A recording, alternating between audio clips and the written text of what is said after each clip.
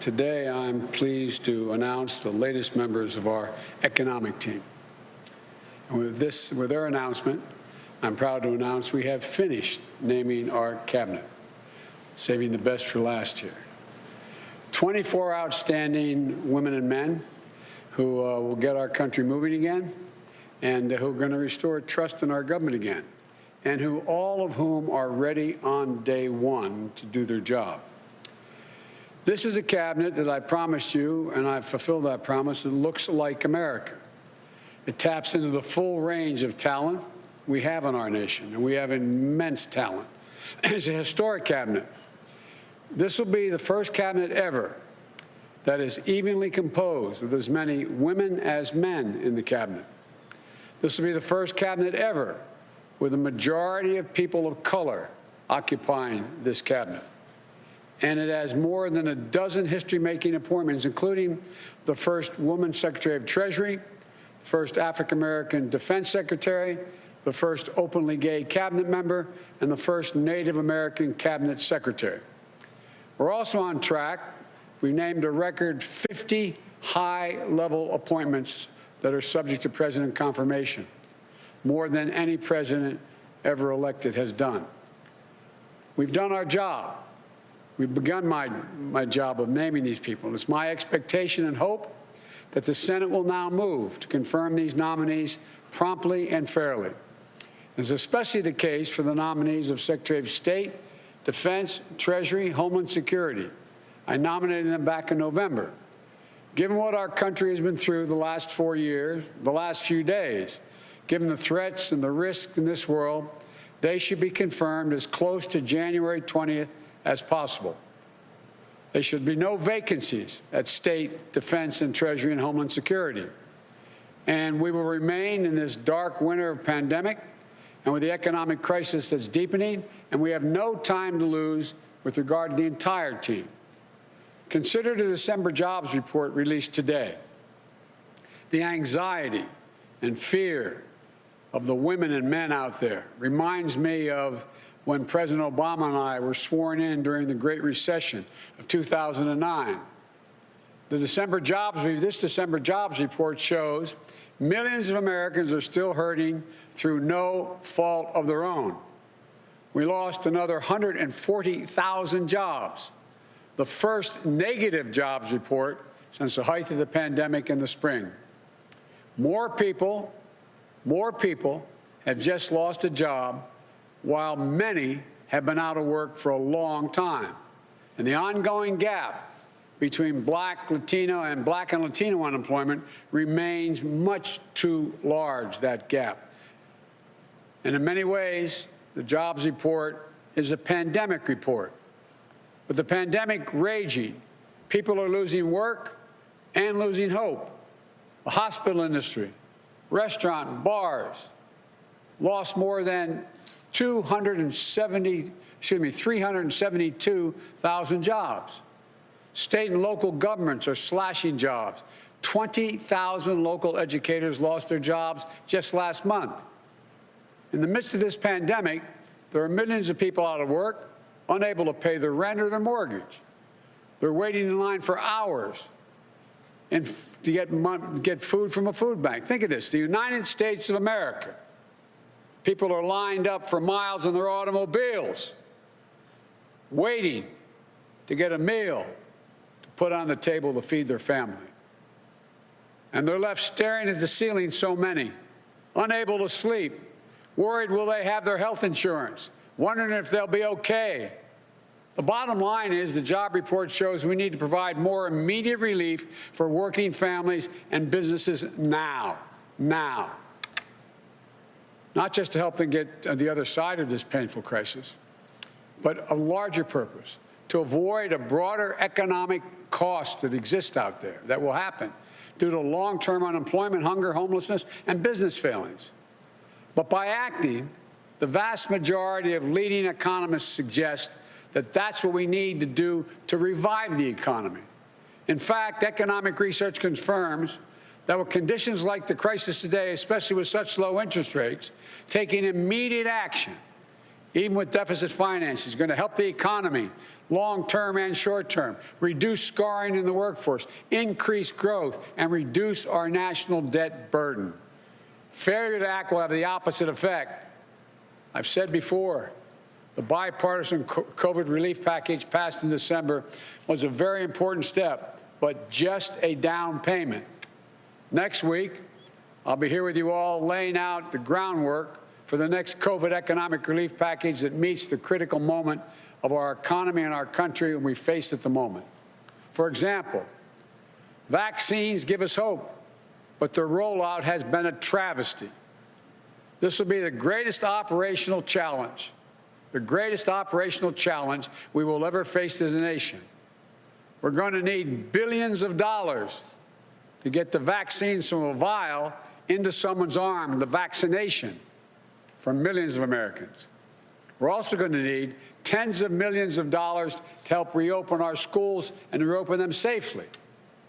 State, local, tribal communities need tens of billions of dollars to keep educators, police officers, firefighters, and other first responders and public health workers on the job.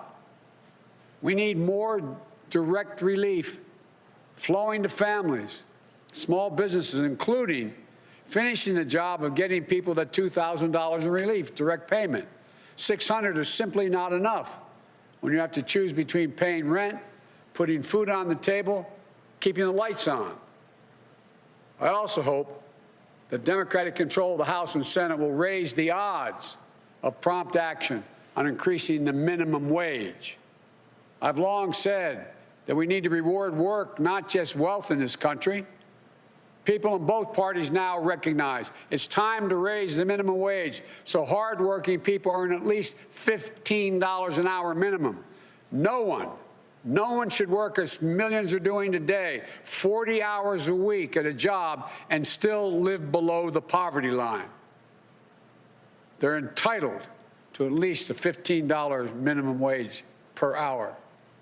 Folks, the big focus will also be on small businesses and how to correct the current administration's failures to get relief to Main Street small businesses that are most in need.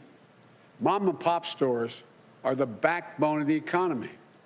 And they're also, as you all know, they're the glue that holds communities together. It holds them together. But today, more than 1 in 4 small businesses are not open. At least 400,000 are closed for good. And as the month goes by, a third of Black-owned businesses and more than a fifth of Latino-owned businesses and more than a quarter of Native American-owned businesses have less than 1 month in reserves to cover expenses. Previous rounds of economic relief last year helped millions of small businesses stay afloat and keep employees in the payroll. But there were clear problems. Black and brown-owned small businesses had less access to that relief. Mom and pop shops were often the last in line, while big, well-connected businesses jumped in front of the line and got more relief and got it faster. And at every turn, this administration, the Trump administration, has undermined accountability for every tax dollar spent, weakening oversight, firing inspector generals. So it's no surprise an independent watchdog found that tens of thousands of ineligible companies receive relief they should not have, including from fraud and abuse, siphoning off support for their very small businesses that that need it so badly. But the good news is that the relief package passed last month provides additional aid to small business and workers.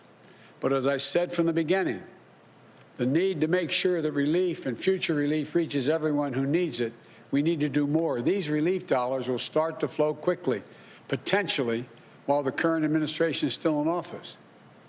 And they may send out money that they won't have any control over. But for what we have to need control over, I want to be very clear what my priorities are for distributing this emergency aid swiftly and equitably. Our focus will be on small businesses on Main Street that aren't wealthy and well-connected, that are facing real economic hardships through no fault of their own. Our priority will be Black, Latino, Asian, and Native American-owned small businesses, women-owned businesses, and finally, having equal access to resources needed to reopen and rebuild. But we're going to make a concerted effort to help small businesses in low-income communities, in big cities, small towns, rural communities that have faced systemic barriers to relief. Think of the mom-and-pop owner with a couple of employees who can't pick up the phone and call the banker, who doesn't have a lawyer, an accountant, to help them through this complicated process, to know if they're even qualified, or who simply didn't know where this relief was available in the first place. We went through this, Don, when we brought Detroit back off its knees. And as we saw in this morning's job report, restaurants, bars, and hospitality industry have been slammed by this virus. We're going to direct relief to those businesses and others that have been so badly hit the hardest. We owe them that support to help them get through the other side of this crisis. And I promise you, we will investigate and prosecute waste and fraud in these programs so that money goes to the companies that deserve it, and we'll use it to help their employees and their communities. When my president, President Obama, asked me to implement the Recovery Act, along with Don, who helped me a great deal, we invested more than $800 billion in our economy to help recover, rebuild, and less than 2/3 of 1% waste, fraud, or abuse occurred. We know how to do this. We know how important predictability and clarity are to small businesses.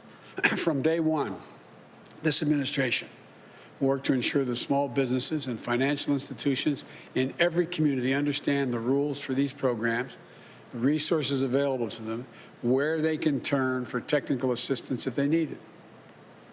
We will have navigators who help guide them through each step of this process until the money they need is in their bank account. And to the lenders participating in these programs, you should move quickly, without delay, to begin extending relief. But I urge you not to disabuse these funds, not to disperse these funds in the same inequitable way you have in the past. Here's my commitment. In return, we'll make our expectations of you crystal clear, the banks, so that you can quickly and equitably deliver relief to the communities that you serve, unlike what's been happening in many places. The bottom line is we're in the midst of the most unequal economic and jobs crisis in modern history. Congress needs to act as quickly as possible on all the issues I just laid out. That's how we can contain the pandemic, build back better with an economy that works for all Americans. And this is a team that's going to help get that done. For Secretary of Commerce, I nominate Governor Gina Raimondo of Rhode Island, the daughter of a working-class family who knows what it's like when her parents' factory job was shipped overseas. She never took her parents' sacrifices for granted. She always remembers where she came from. She became a successful entrepreneur who created jobs on Main Street and brought businesses back from the edge. She became a state treasurer who invested in local communities and took on financial predators. And today, she's one of the most effective, forward-thinking governors in the United States of America, the first woman ever to lead the ocean state. She created an innovative loan program that helped minority-owned and women-owned businesses access the capital they need, but wasn't always available to them. She's worked with employers to design skill training programs so that local workers would be equipped to take the good-paying jobs in their own communities. She's put Rhode Island on the path to achieving 100% renewable energy, and she'll be a key player in helping position the United States as a global leader in the 21st century clean energy economy. And she knows what her fellow governors, Democrats and Republicans alike, are dealing with on the front lines of the pandemic and economic crisis they're facing, and how we can all partner together as one nation to contain COVID-19 to build back better. I'm honored, Governor, you're willing to join the administration, and we're really looking forward to working with you. For Secretary of Labor, I nominate a good friend and a stand-up guy, Marty Walsh of Boston, son of Irish immigrants. From his only downside, they're not from Mayo, they're from Galway. From Galway, moved to Boston. Marty was born and raised in Dorchester. I know him, tough as nails. Diagnosed with cancer at age 7, beat it at age 11. Joined the laborers union, 223 at age 21. Elected to the state legislature, became union president, and graduated from college at age 42. He's now in his second term as a successful mayor of the iconic American city of Boston, who always puts working people first, fighting for a $15 minimum wage, paid family leave, providing frontline workers with emergency child care and protective equipment they need. Marty understands, like I do, that the middle class built this country, and unions built the middle class. He sees how union workers have been holding this country together during this crisis. Healthcare workers, keeping our hospitals safe, clean, and effective, and efficient, I might add. Public service workers, fighting against budget shortfalls to keep communities afloat. Port workers, car haulers, warehouse workers, folks keeping our air and rail systems running. They're literally what's keeping us going.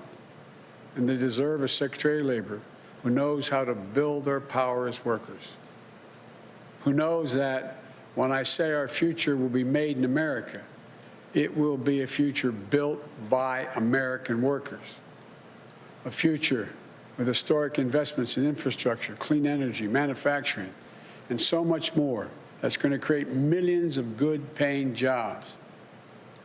Marty knows worker power means not just protecting the right to unionize, but encouraging unionization and collective bargaining.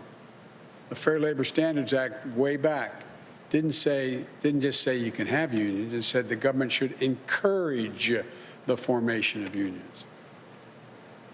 It also means protecting pensions, ensuring worker safety, increasing the minimum wage, ensuring workers are paid for the overtime they've earned, like we fought for in the Obama-Biden administration, but this administration has weakened. Making sure that we have a trade policy where for every decision we make, unions are at the table, focused on winning good jobs for American workers. This is one of the most important departments to me. I trust Mayor Walsh, and I'm honored he accepted.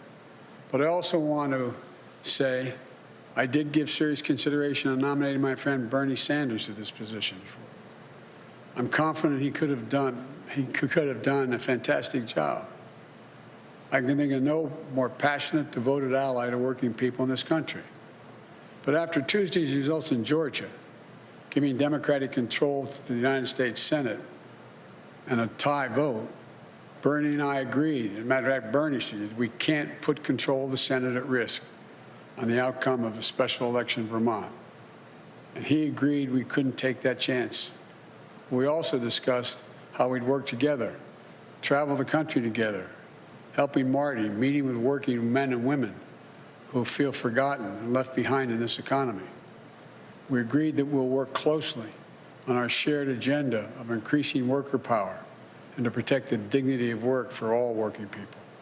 I want to thank Bernie for his continued friendship and leadership. I look forward to us working together, along with Marty, and he thinks I made a good choice. For Administrator of the Small Business Administration, I nominate Isabel Guzman. Isabel grew up in California, working alongside her dad in a small veterinary business that he built. She devoted an early understanding and developed an early understanding of what small business means to their employees and to the neighborhood they support and to the families whose dreams they represent. She dedicated her career to creating jobs, to supporting entrepreneurs as a senior official on the Obama-Biden Small Business Administration. As director of California's Office of Small Business and a small business advocate, she worked tirelessly to ensure that everyone with an entrepreneurial spark had a fair and equal shot at getting off the ground and succeeding. The Biden-Harris administration will be locked in on helping small businesses recover, rebuild, and remain the engines of our economic strength. And as head of the SBA, Isabel will be leading a critical mission, not only to rescue small business in crisis, but to provide the capital to entrepreneurs across the country so they can innovate, create jobs, and help lead us into recovery. I'm grateful that she accepted the call to serve in Washington. For Deputy Commerce Secretary, I nominate, and I have to admit to you, a good, loyal, and great friend, Don Graves. Don is a long-time and trusted advisor. He was there at the Treasury Department during the depths of the Great Recession, helping small businesses weather the storm and stay afloat. When President Obama asked me to lead the effort to get Detroit out of bankruptcy and off its back and on its feet again, he said I could take anyone in the administration on my team to do it full time. So I went to the Treasury Department. I tasked Don to come over and work for me and work on it full time. It was the best decision I ever made in that effort. I'm not sure how he thinks about that, but I think it was the best decision I've ever made.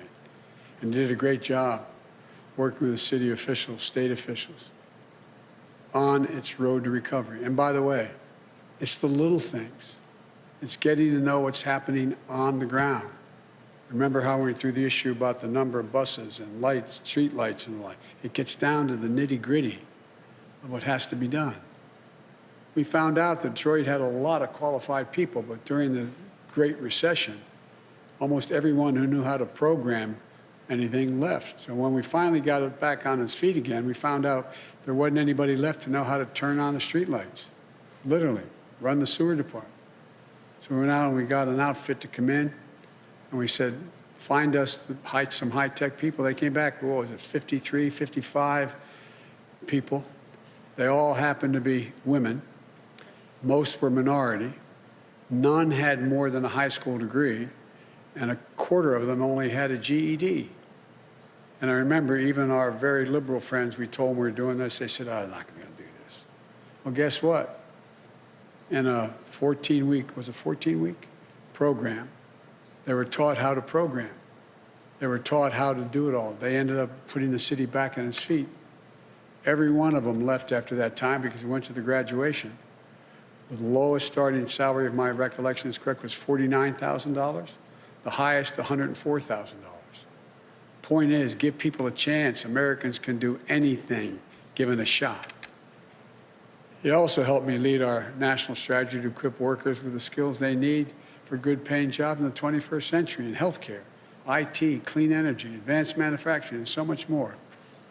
He was there to help me launch the National Cancer Moonshot and marshal the full resources of the federal government to help end cancer as we know it. A cancer survivor himself, diagnosed and treated while he was working on this for me.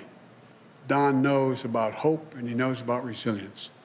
And I'm grateful to him and to his wonderful family for once again answering the call to serve. I want to thank you all. Thank your families. And I don't want to embarrass him, but there's one guy up in the gallery here, Tommy, who's my buddy, who is the son of the governor. Thanks, Tommy, for supporting Mom doing this. And to American people, I know these times are tough, but I want you to know that we're going to get through this. Help is on the way. These people know what they're about. They know what it's like. So may God bless you all, and may God protect our troops.